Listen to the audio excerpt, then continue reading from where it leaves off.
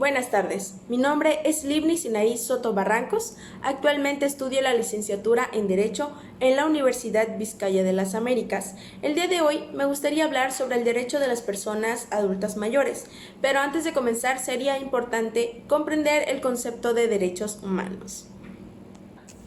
Los derechos humanos son el conjunto de prerrogativas sustentadas en la dignidad humana cuya realización efectiva resulta indispensable para el desarrollo integral de la persona. Este conjunto de prerrogativas se encuentra establecido dentro de nuestro orden jurídico nacional, en nuestra Constitución política, tratados internacionales y leyes.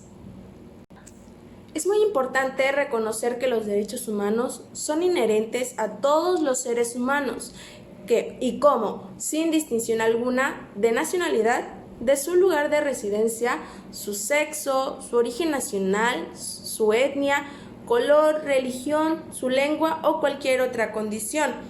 Todos tenemos los mismos derechos humanos, sin discriminación alguna. Estos derechos son interrelacionados, interdependientes e indivisibles. ¿Pero qué significa inherente? Inherente significa que es esencial y permanente en un ser o en una cosa, o sea que no se puede separar de él por formar parte de su naturaleza. El respeto hacia los derechos humanos de cada persona es un deber de todos. Todas las autoridades en el ámbito de sus competencias tienen la obligación de promover, respetar, proteger, garantizar los derechos humanos consignados en favor del individuo. Los derechos humanos incluyen tanto derechos como obligaciones. Los estados tienen que asumir las obligaciones y los deberes en virtud del derecho internacional de respetar, proteger y realizar los derechos humanos. La obligación de respetarlos significa que los estados deben abstenerse de interferir en el disfrute de los derechos humanos o de limitarlos. La obligación de protegerlos exige que los estados impidan los abusos de los derechos humanos contra los individuos o contra los grupos. La obligación de realizarlos significa que los estados deben adoptar medidas positivas para facilitar ese disfrute que acabamos de comentar de los derechos humanos básicos. En cuestión de los planos individuales, así como nosotros debemos hacer respetar nuestros derechos humanos, también nosotros debemos respetar los derechos humanos de las otras personas. Es importante decir que dentro del conjunto de derechos humanos no existe ningún tipo de niveles o jerarquías, pues todos tienen la igualdad en cuestión de relevancia, por lo que el Estado se encuentra obligado a tratarlos en forma global y de manera justa y equitativa, en pie de igualdad y dándoles a todos el mismo peso. Los derechos humanos han sido clasificados atendiendo a diversos criterios. Así, podemos encontrar clasificaciones que atienden a su naturaleza, al origen, contenido y por la materia a las que se refieren. Con un propósito pedagógico han sido clasificados en 3 generaciones, esto en función al momento histórico en que surgieron o del reconocimiento que han tenido por parte de los estados. Ahora sí, ya que tenemos bien comprendido el concepto de los derechos humanos, vamos a pasar al siguiente tema, que es el que mencioné al principio, que me gustaría hablar acerca del derecho de las personas adultas mayores. Las personas adultas mayores son las que tienen 60 años y más, las cuales son titulares de los derechos humanos reconocidos en la Constitución Política de los Estados Unidos Mexicanos y de los ordenamientos jurídicos que de ellas se derivan.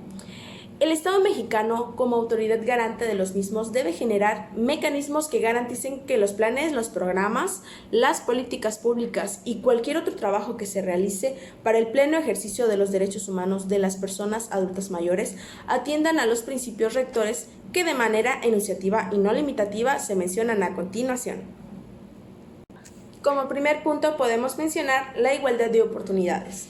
Las personas adultas mayores, sin importar su lugar de origen, género, edad, discapacidad, condición social o de salud, religión, preferencias, estado civil, etc., tienen derecho a toda oportunidad de formación y realización, así como la alimentación, el agua, la vivienda, vestido, atención sanitaria, oportunidad de un trabajo remunerado, educación y capacitación, a vivir en un entorno seguro y adaptado a sus necesidades, que privilegie su integridad física, su salud y su vida. Como segundo punto podemos mencionar la participación.